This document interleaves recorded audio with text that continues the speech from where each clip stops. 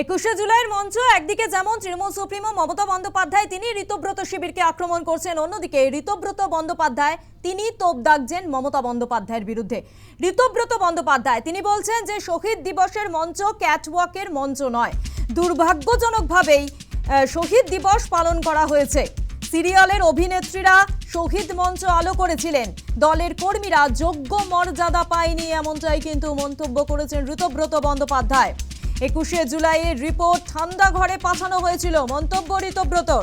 কাদের আড়াল করতে রিপোর্ট প্রকাশ করেননি মমতা বন্দ্যোপাধ্যায়, এমনটাই মন্তব্য করেছেন ঋতব্রত। কমিশনের রিপোর্টে প্রকাশিত শহীদরা প্রতারিত, মন্তব্য ঋতব্রত বন্দ্যোপাধ্যায়। কি বলেছেন ঋতব্রত একবার শোনাই।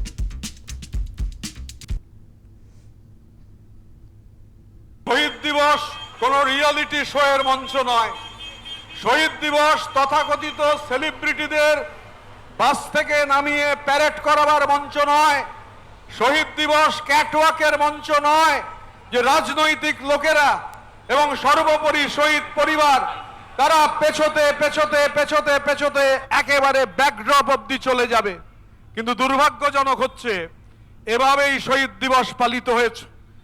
রাজনৈতিক নেতা কর্মীরা মিছিল করেছেন, মিছিলের পর যখন মিটিং হয়েছে, রাজ্যের তৎকালীন একাধিক মন্ত্রী, হেভিওয়েট মন্ত্রী থেকে শুরু করে সাংসদ, এমএলএ কেউ মঞ্চে জায়গা পাননি।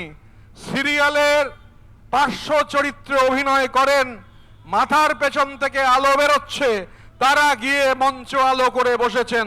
আর যারা রাজনীতি করেন, যারা জমায়েত করেন, যারা প্রতিদিন কর্মীদের সঙ্গে থাকেন, যারা মিথ্যে মামলা যখন হয় জমি বিক্রি করে কর্মীদের জন্য মামলা লড়েন, সোনা বন্ধক দেন, তারা কখনো হচ্ছে তাদের প্রাপ্য মর্যাদা, যোগ্য মর্যাদা পাননি। ঋতব্রত বন্দ্যোপাধ্যায় তিনি বলছেন যে 21শে জুলাই রিপোর্ট ঠান্ডা ঘরে পাঠানো হয়েছিল, কাদের আড়াল করতে রিপোর্ট প্রকাশ করেননি। কমিশনের রিপোর্টে প্রকাশিত শহীদরা প্রতারিত, এমনটা মন্তব্য করেছেন ঋতব্রত বন্দ্যোপাধ্যায়। 21শে জুলাই রিপোর্ট ঠান্ডা ঘরে পাঠানো হয়েছিল, মন্তব্য ঋতব্রতর। কাদের আড়াল করতে রিপোর্ট প্রকাশ করেননি। কমিশনের রিপোর্টে প্রকাশিত শহীদরা প্রতারিত, মন্তব্য করেছেন ঋতব্রত বন্দ্যোপাধ্যায়। ঠিক কি বলেছেন ঋতব্রত একবার শোনাবো। গতকাল পশ্চিমবঙ্গের বিধানসভায় যে 21শে জুলাইয়ের চ্যাটার্জি কমিশনের রিপোর্ট প্রকাশ হয়েছে তা অনেক প্রশ্নের জন্ম দিয়েছে। বহু প্রশ্ন আমাদের সামনে এসেছে। এই রিপোর্টকে ঠান্ডা ঘরে পাঠিয়ে দেওয়া হলো, ইংরেজিতে যাকে বলে উইলফুল সাপ্রেশন।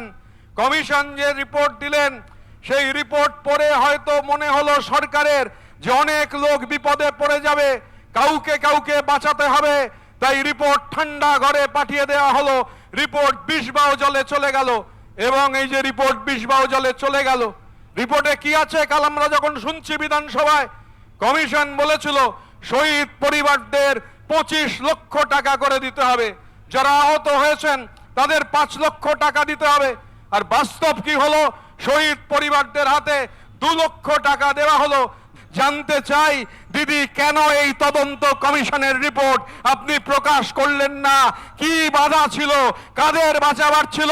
কেন এই তদন্ত কমিশনের রিপোর্ট রাজ্যের মানুষের সামনে এলো না?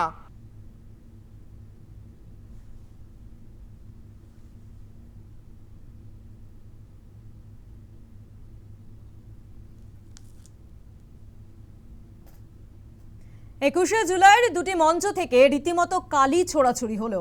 এতক্ষণ আপনাদের আমরা মমতা বন্দ্যোপাধ্যায়, ঋতব্রত বন্দ্যোপাধ্যায়, অভিষেক বন্দ্যোপাধ্যায়ের মন্তব্য শোনালাম। এবার মদন মিত্র তিনি বলছেন যে অভিষেক আমাকে 1 ঘন্টা সময় দিয়েছিল, আমি মমতা দিকে 1 মাস সময় দিচ্ছে, ওই তৃণমূলকে ছেড়ে চলে আসুন, মন্তব্য করেছেন মদন মিত্র। মমতা বন্দ্যোপাধ্যায় গান্ধারীর ভূমিকা পালন করছেন, সাহস থাকলে এই মঞ্চে এসে ক্ষমা চান। একেবারে বিস্ফোরক ফের একবার মদন মিত্র। একটা ছেলে লিপস অ্যান্ড বাউন্সের নামে টাকা তুলেছে, দলের কর্মীদের টাকায় বিমান কিনেছে অভিষেক, মন্তব্য করেছেন মদন মিত্র। কামারহাটি তৃণমূল কংগ্রেস বিধায়ক মদন মিত্র কি বলেছেন মদন মিত্র শোনাবো। একটা ছোট্ট ছেলে কত কষ্ট করে রোজগার করে লিপস অ্যান্ড বাউন্সের নামে, আর সমস্ত টাকাটা দিয়ে প্লেন আর হেলিকপ্টার কিনে সেই দিয়ে গোটা পার্টিটার খরচ চালায়। সেলাম অভিষেক, আমি তোমায় সেলাম জানাই। কিন্তু যেদিন খবরের কাগজে দেখলাম অরূপ বিশ্বাস গিয়ে তালা চাবিটা মেরে দিয়েছে, সেদিন জানতে পারলাম ওই টাকাটা অভিষেকের পিতৃদেবের ছিল না, ওটা তৃণমূল কংগ্রেসের টাকা ছিল। যে তৃণমূল কংগ্রেসের কর্মীরা রাস্তায় হেঁটে পায়ে হেঁটে মিছিল করে, লজ্জা লাগে না? আমি অন্য কাউকে নয়, মমতা বন্দ্যোপাধ্যায়কে বলছি, অভিষেক 1 ঘন্টা টাইম দিয়েছে, আপনাকে আমরা 1 মাস টাইম দিচ্ছি। আপনি অভিষেকের হাত ছেড়ে দিয়ে তৃণমূল কংগ্রেসের এই যে তৃণমূলের ছেলেরা আছে তাদের হাত ধরুন। আপনার পার্টিটা তৃণমূলের পার্টি, ওটা অভিষেকের পার্টি নয়। এবার ফিরহাদ হাকিম তিনি বলছেন যে রক্ত বড় না ভক্ত বড়, আমরা মমতার নেতৃত্বে লড়াই করেছি, কবে আসবেন রক্তের সম্পর্ক ছেড়ে, এমনটাই কিন্তু মন্তব্য করেছেন ফিরহাদ হাকিম। আরো একবার জানাই, ফিরহাদ হাকিম তিনি বলছেন যে আমরা মমতার নেতৃত্বে লড়াই করেছি, কিন্তু রক্ত বড় না ভক্ত বড়, কবে আসবেন রক্তের সম্পর্ক ছেড়ে, প্রশ্ন ছুড়ে দিয়েছেন ফিরহাদ হাকিম। কি বলেছেন তিনি শোনাবো।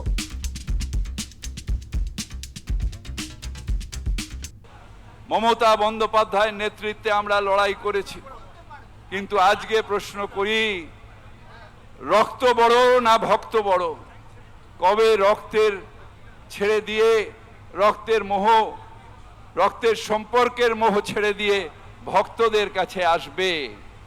তাই আজ যেখানে 21শে জুলাই সেইখানে সমাবেশ, যেখানে 21শে জুলাই সেইখানে মানুষ, সেইখানে শহীদ পরিবার।